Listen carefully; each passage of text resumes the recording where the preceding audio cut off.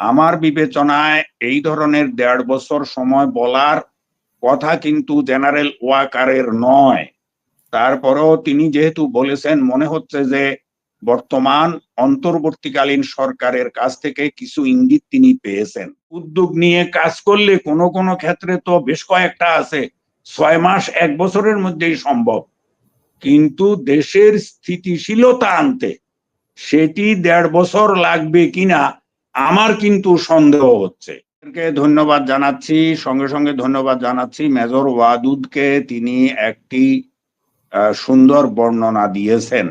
তার এই বর্ণনায় কিছু কিছু বিষয়াদি উঠে এসেছে এবং এগুলো সিগনিফিক্যান্ট, অত্যন্ত গুরুত্বপূর্ণ। এবং আরো একটি বিষয় জানার আছে যে সেনাবাহিনীর এই অভিযানে পুলিশ ছিল কিনা। ওই এলাকা আমি খুব ভালো করেই চিনি, পাশিয়াখালী থেকে ঘটনাস্থল কিন্তু খুব বেশি দূরে নয়। রাস্তা যদি ভালো থাকে গাড়িতে যেতে 5 থেকে 6 মিনিট লাগে। আর যদি গ্রামাঞ্চলে হয়, আজকাল সব জায়গায় বেশিরভাগই পাকা রাস্তা। এবং আরেকটি ঘটনার বর্ণনা মেজর ওয়াদুদ যেভাবে দিলেন যে সকলের কাছে লাইভ এমুনেশন ছিল কিনা, যদি না থেকে থাকে এটি অত্যন্ত দুঃখজনক এবং বড় ধরনের ত্রুটি এবং ভুল।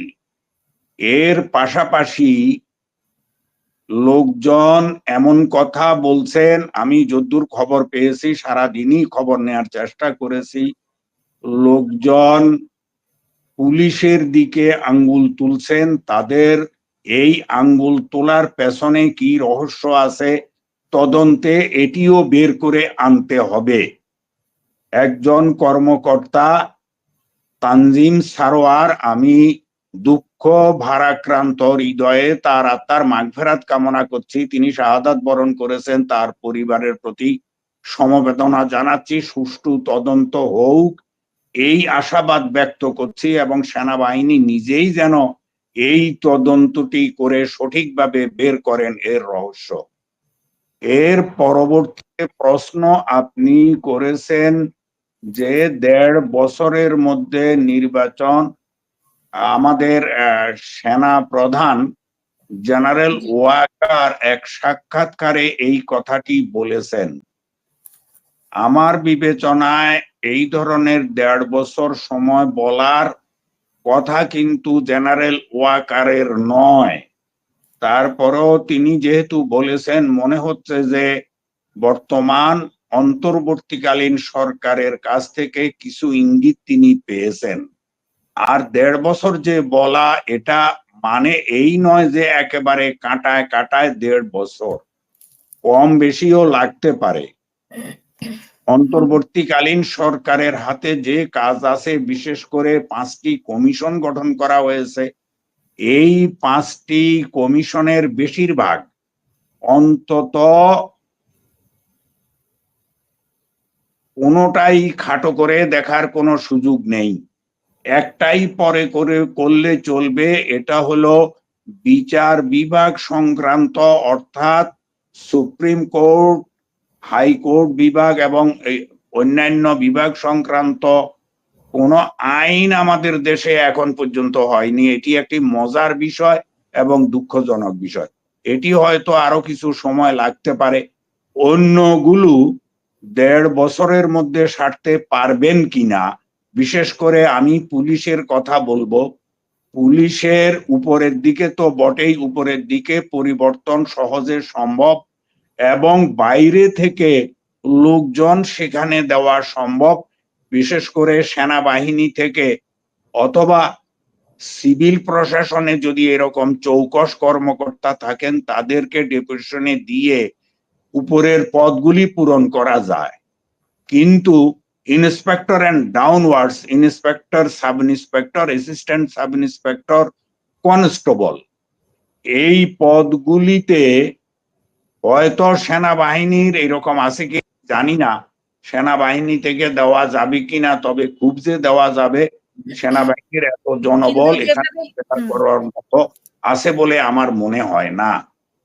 আর এটাকে এমন ভাবে নষ্ট করেছে বিগত সরকার যে এই পুলিশ বাহিনীর আর কিছু বাকি রাখেনি। আপনারা দেখতে পাচ্ছেন এখনো পুলিশ বাহিনী থানাগুলিতে কার্যকর হয়নি, এরপরে মহানগরীগুলিতে কার্যকর হয়নি, বিভিন্ন স্থাপনায় কার্যকর হয়নি।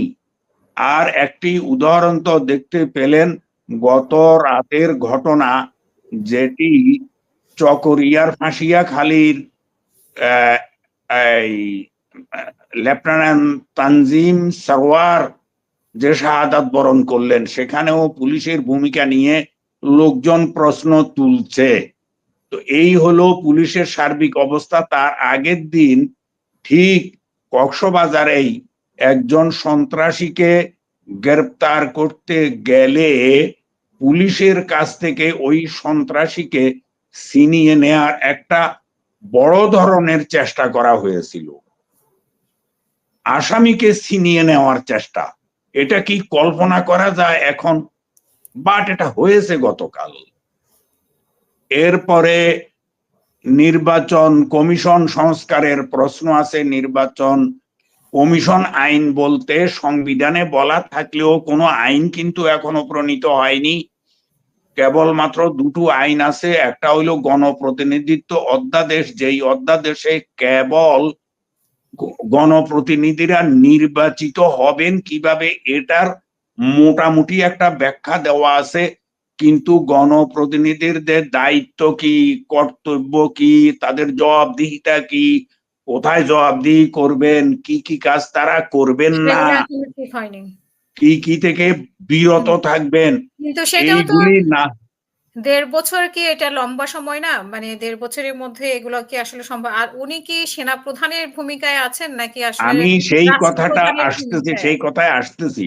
সেনাবাহিনীর ভূমিকার কথা তো বলেছি যে তিনি নিশ্চয়ই কোনো ইঙ্গিত পেয়েছেন। 1.5 বছর বলেছেন, 1.5 বছর কম বেশিও হতে পারে, এটা কোনো বিষয় নয়। কিন্তু এই 1.5 বছরে সারতে হলে যে উদ্যোগ নেওয়া দরকার, সেই উদ্যোগ নেওয়ার মতন অবস্থায় এখন